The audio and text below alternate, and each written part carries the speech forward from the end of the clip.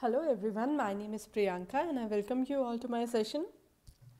Let's read a question. It says that in the following diagram, is the junction diode forward biased or reverse biased? And then draw the circuit diagram of a full wave rectifier and state how it works. Alright, so look into the diagram here. Here we can see that N is connected to the positive terminal, however P is connected to the ground. Therefore, voltage at P is less than the voltage at the N side, and therefore we can easily conclude that this diode is reverse biased. Now, come to the next part of the question, that is draw the circuit diagram of a full wave rectifier and state how it works. Okay, so let's draw it. First of all, the initial circuit, the circuit. So we are having this inductance here. We are connecting it to an AC source. So that's the primary coil. We are going to name it as P1 and P2. Then here is the secondary coil, which is a bit smaller, S1 and S2. Now we're going to place our diodes here. So this is the P side, the N side, and we're going to name it as diode 1. And then the other diode here, we're going to name it as diode 2. Yeah. And then in the midway, we are going to connect a load resistance R across which the current is to be measured. So we are going to tell it as R, and here is how we are going to measure the output. Okay. So all right, let's just first say, let's talk about the initial part of the working of this rectifier.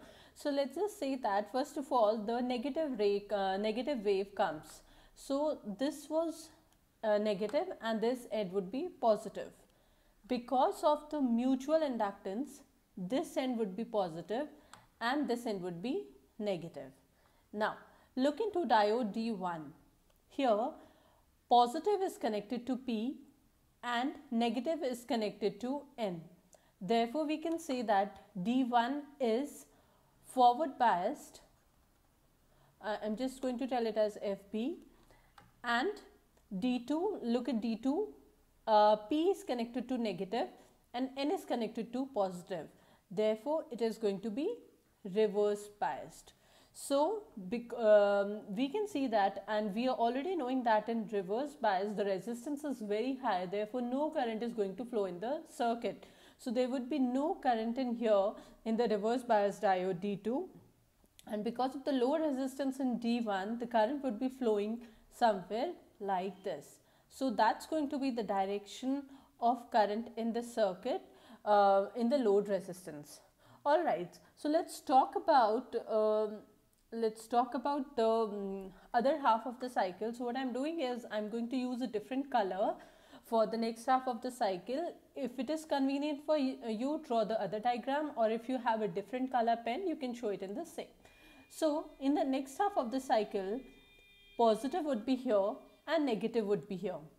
That means this end would be negative biased and this end would be positive biased. So look at D1 now. Now D1 is going to be reverse biased and D2 is going to be forward biased.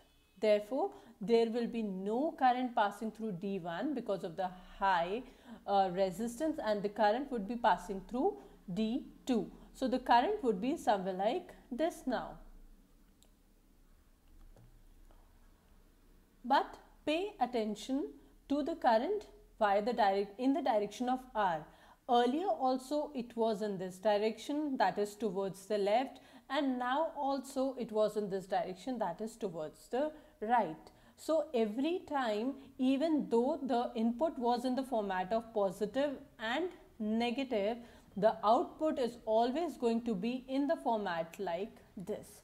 So this is, let's just draw the wave diagram of how it is working. So this is the input, and it is going to be like this. The input is like this, because of the positive and the negative cycles of the AC. However, the output would be, let me just draw the timings. So the output would be positive, again positive, again positive, again positive, and so on. However, once it would be because of D1, then it would be because of D2, again D1, and again D2. So this is how we have just rectified it, that is positive, negative, and now it is just positive. So I hope I was able to make you understand how does a full wave rectifier works. So thank you so much for your time. Have a great day. Bye-bye.